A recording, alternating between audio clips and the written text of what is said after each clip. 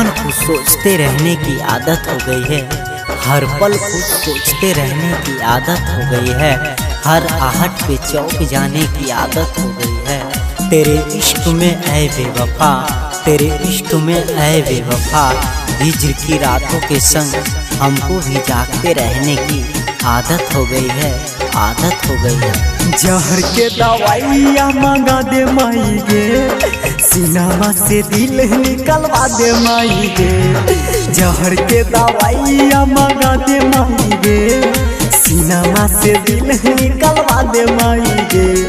मिलानी के आस गे, हाथों दिल में आज गे, जानी के दीदार करा दे माई गे। जहर के दवाइया मंगा दे माई गे, सीनामा से दिल निकलवा दे माई गे। जहर के दवाइया मंगा दे माई गे, सीनामा से दिल निकलवा दे माई गे।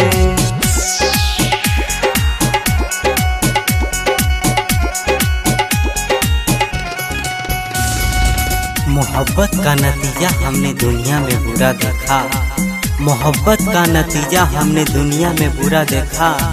जिन्हें दावा था वफा का, जिन्हें दावा था वफा का, उनमें भी बेवफा देखा, बेवफा देखा। ओकरे याद में जाही तो परान के, कही के दीवाना ताना मारा यहाँ गे।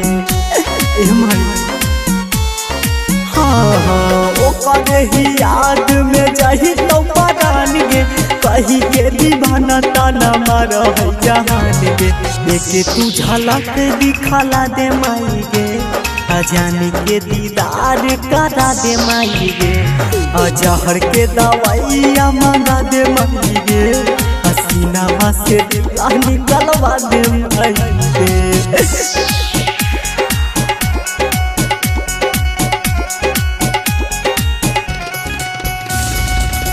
इतने जख्म खाए हुए हैं अब इश्क भी होता नहीं, इतने जख्म खाए हुए हैं अब इश्क भी होता नहीं।